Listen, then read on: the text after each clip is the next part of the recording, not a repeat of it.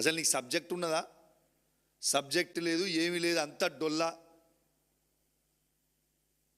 డబ్బు అహంకారం ఎంత పెరిగిపోయిందంటే ఇలా నేనేదో డబ్బులుంటే నాకేదో అధికారం ఉంటే ఈ రాష్ట్రంలో నేను ఏం చేసినా నడుస్తుందని అనుకుంటున్నాను. కానీ పొంగులేటి శ్రీనివాసరెడ్డి గారు everyday is not a Sunday, గుర్తుపెట్టుకోండి. ఇలా నువ్వు ఇలా ఏందో పెద్ద కాంగ్రెస్ పార్టీ జెండా మోసి ఇలా మొత్తం నీ పుట్టుకలు కాంగ్రెస్ పార్టీ అన్నట్టు నువ్వు మాట్లాడుతూ ఉన్నావు. ఈ 10 సంవత్సరాలలో బీఆర్ఎస్ పార్టీల అన్ని కాంట్రాక్టులు తీసుకొని ఎంజాయ్ చేసింది నువ్వు కాదా పొంగులేటి శ్రీనివాసరెడ్డి గారు?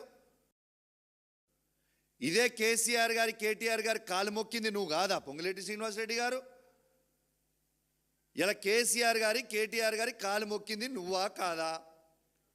ఇలా వారి కాలు మొక్కిన తర్వాత వారి దగ్గర మొత్తము పనులు చేసుకొని ఇలా వాళ్ళని వెన్నుపోటు పొడిచి ఇలా మీరందరూ కూడా ఏందో పెద్ద మేము హీరోలం అని చెప్తా ఉన్నారు. ఇలా కేసీఆర్ గారి పుణ్యాన కేటీఆర్ గారి పుణ్యాన నువ్వు అంత పెద్దగా అయినావు ఇవాళ, లేకుంటే నీ పరిస్థితి ఏంది? ఇలా వాళ్ళనే నువ్వు తిడుతున్నావు. మనసు సాక్షిగా వాస్తవంగా తిన్నింటి వాసాలని నువ్వు లెక్క పెట్టకు పొంగులేటి శ్రీనివాసరెడ్డి గారని నేను అడుగుతా ఉన్నాను. కాంగ్రెస్ పార్టీ అసలున్న కాంగ్రెస్ పార్టీలు ఉన్న వాళ్ళు అందరినీ పక్కకు పెట్టిరు. ఈ దొంగ కాంగ్రెస్ ఉన్న వాళ్ళు అందరూ మాట్లాడుతూ ఉన్నారు. ఇది ఆశ్చర్యంగా ఉన్నది.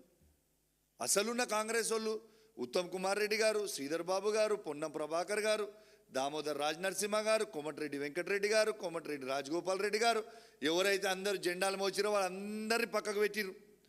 ఇంకా ఎంతో మంది చిన్న చిన్న కార్యకర్తలు, వాస్తవంగా కాంగ్రెస్ పార్టీలో ఉన్న చిన్న చిన్న కార్యకర్తలు ఎంతోమంది జెండా మోసి 10 సంవత్సరాలు వాళ్ళు ఎంతోమంది ఉన్నారు. కానీ పాపం వాళ్ళని ఎవరు దేక్తలేరు. గద్దలు వచ్చినట్టు వచ్చి కూర్చొని రేవంత్ రెడ్డి గారు, పొంగులేటి శ్రీనివాసరెడ్డి గారు వాళ్ళు ఇష్ట రాజ్యం చేస్తూ ఉన్నారు. కానీ ప్రతి కాంగ్రెస్ పార్టీ కార్యకర్త ఇలా రాహుల్ గాంధీ గారు, సోనియా గాంధీ గారు, ప్రియాంక గాంధీ గారు ఆలోచించుకోవాలి. ఇలా ఈ తెలంగాణ రాష్ట్రంలో శాశ్వతంగా కాంగ్రెస్ పార్టీని బొందబెడతా ఉన్నారు వీళ్ళిద్దరు కలిసి. మీరు అది గుర్తు పెట్టుకోండి అని మీకు విజ్ఞప్తి చేస్తూ ఉన్నాను.